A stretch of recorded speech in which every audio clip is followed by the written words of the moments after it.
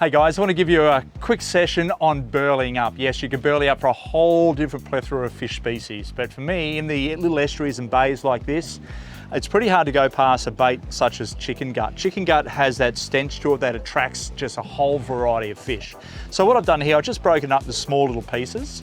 I'm just going to flick that out the back for about 5 minutes, just a little bit here, a little bit there, a little bit of a splatter across there, and bring the brim in. And of course, what comes with the brim, generally you get things like flathead. You get stingrays coming in as well.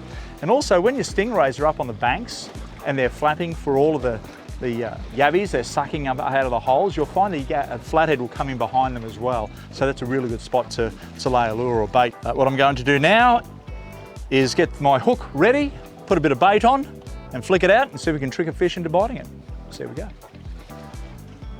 So I'm using just a octopus 2.0 hook here, chemically sharpened, Gamakatsu, and I'm just pushing that bait on like so. I'm just going to bunch it up basically,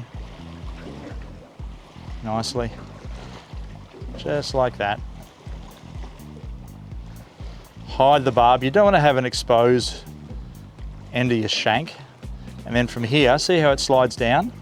I don't want that to happen. I mean, that looks too much metal, not cool. So I'm going to push him back up, push the monofilament. It'll always twist due to memory. And there we have it.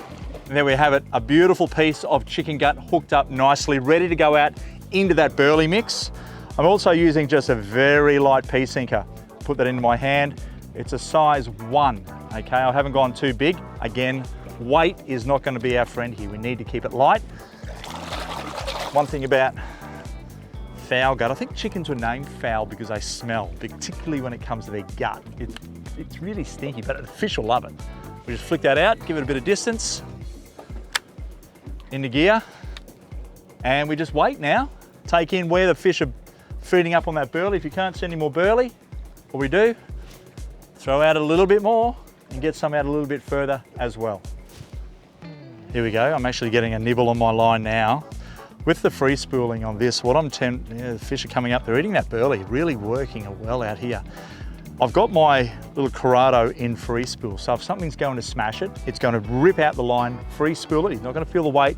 I can then turn that drag and hit him straight away, and hopefully hook will go into his mouth. But one thing you'll find as well is that if you have too much of a heavy drag set, and the fish are used to just picking up the burley off the top of the water or as it floats down, there's no weight attached to it, obviously. So look at that. So what's going to happen here is they'll just want to feel this bait, play with it, take it, and when he starts to take it a little bit more than that, I'm going to strike and hook him up. I think he's crawling away at a very slow pace, and we're on. It's out of fair way too, so I've let him have a bit of line, whatever it is. Here he is, straight in the drink there. Nice little lizard, nice fish. Right on that burley. It really makes a big difference when you are burling up. Come here, buddy. There we go. Look at that. You can see, this is why we use fluorocarbon. Have a look at that. That fray right there. So he's taken the bait down and he's gone left and right to try and disgorge whatever he's put in his mouth. But he's taken basically that chicken gut perfectly. And this is the key when it comes to burling up, whether you're doing it for marlin or mackerel or snapper, the list goes on, it's endless. But it really is a key part to catching fish quite quickly. Thanks, buddy, I'll let you go.